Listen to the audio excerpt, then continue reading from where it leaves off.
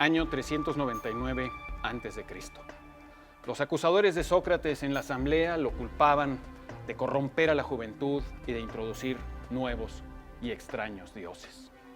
Sócrates se defendió con vehemencia, con un discurso conmovedor, pero fue encontrado culpable y condenado a muerte o al exilio.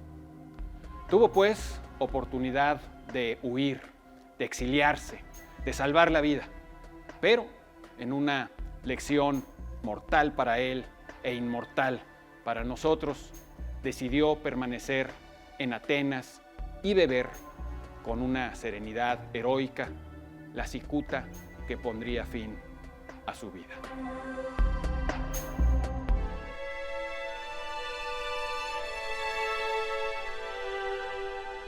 Conocemos los detalles de la muerte de Sócrates en el año 399 a.C.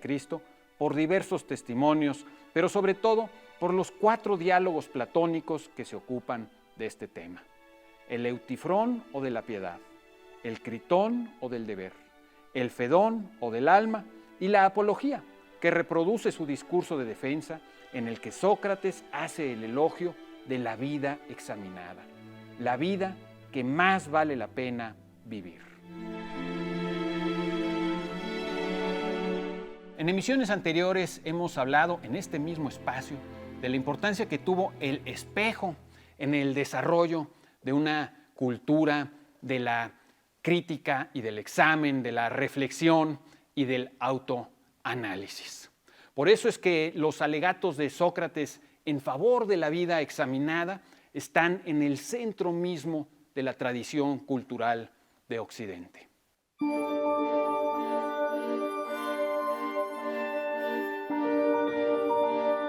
Las potencias de la cultura occidental descansan en todo un conjunto de herramientas.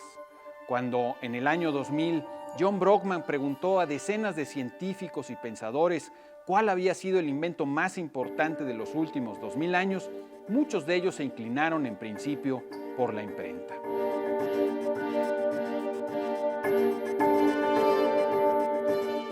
La imprenta hizo muchísimo por divulgar conocimientos y crear una comunidad muy amplia de lectores y de pensadores. Pero la imprenta además estuvo acompañada por otras invenciones y descubrimientos que también fueron de enorme relevancia.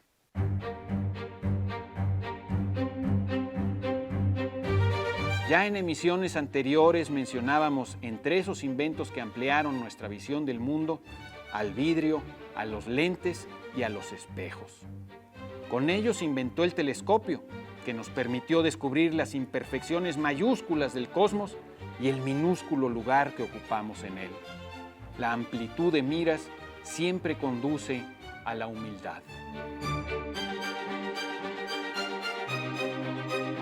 Con ellos también comenzamos a explorar el insospechado mundo microscópico, poblado de seres vivos que cambiaron a su vez a la medicina y mejoraron notablemente nuestros hábitos de higiene y nuestra salud.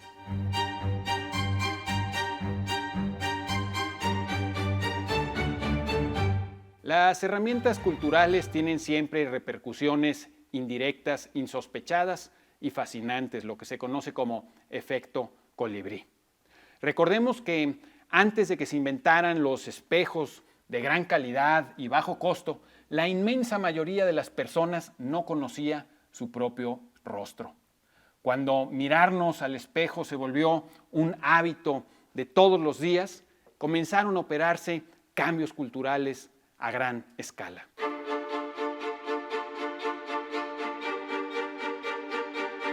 La gente comenzó a tomar una conciencia sobre sí misma mucho mayor que la que existía en los tiempos premodernos.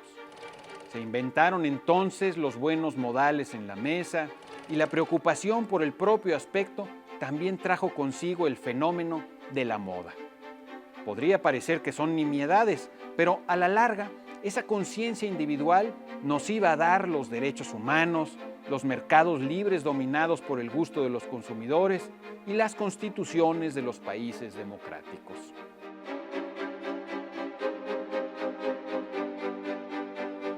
La conciencia de nuestra individualidad y de la de los demás cambió para siempre no solo nuestra visión del mundo, sino nuestro lugar en él.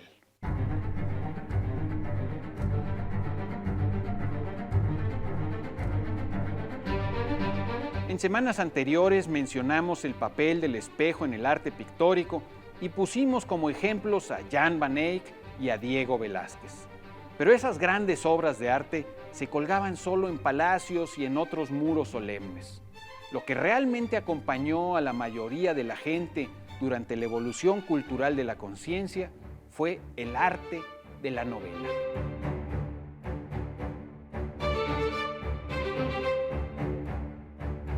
En un epígrafe de uno de los capítulos de su novela Rojo y Negro, Stendhal atribuye a un hombre de letras del siglo XVII, César Vichart de Saint-Grél, haber dicho que la novela es un espejo que se pasea por el camino.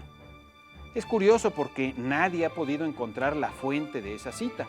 Muy bien pudo ser que Stendhal le atribuyese a otra persona sus propias palabras.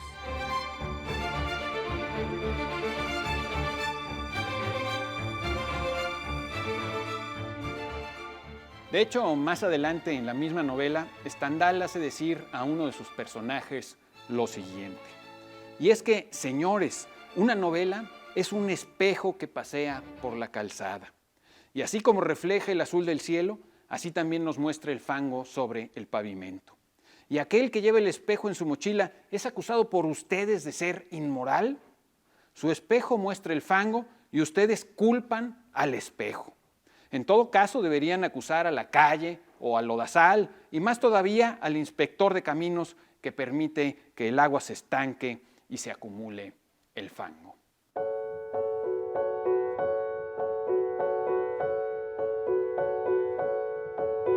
La idea de la novela como espejo no puede ser más apropiada en el sentido de que ambas herramientas, la novela y el espejo, han servido para fines muy semejantes.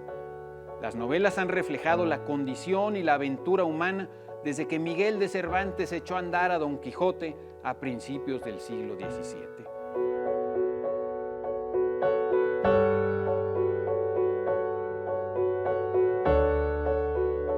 Tampoco es mera casualidad que Cervantes y Shakespeare hayan sido estrictos contemporáneos. Según Harold Bloom, Shakespeare inventó la conciencia personal.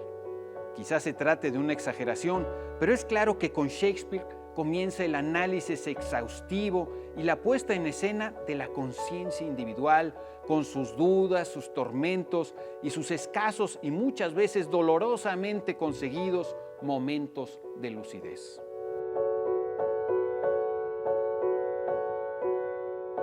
Por ejemplo, en una escena de Ricardo II, el joven pero ahora depuesto rey pide que le lleven un espejo para poder ver su rostro, el rostro de quien ha sido despojado de su majestad. Leeré lo suficiente cuando tenga ante mis ojos ese libro en donde están escritos todos mis pecados y que soy yo mismo.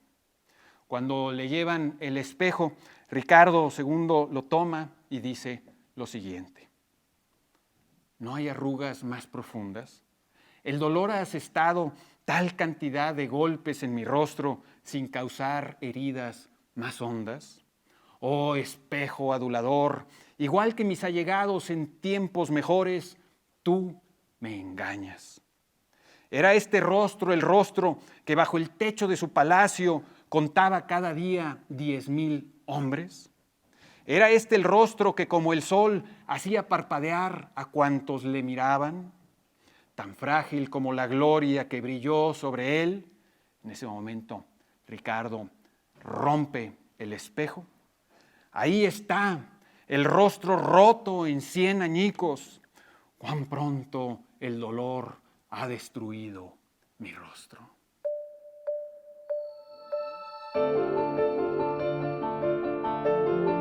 Vamos a despedir esta emisión con una nota de periódico, una anécdota circunstancial y un mensaje religioso.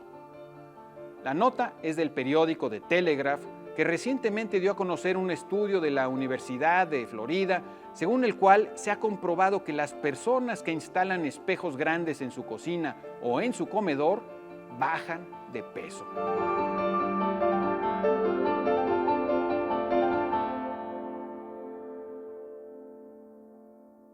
Al parecer, ver nuestra propia imagen mientras comemos hace que nos avergüence hacerlo sin moderación, e inclusive provoca que los postres y otros platillos nos parezcan menos sabrosos.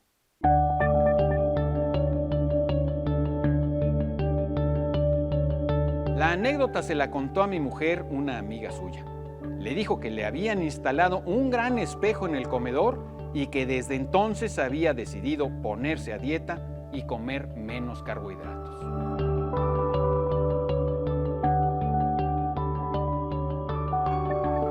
Y por último, el mensaje religioso.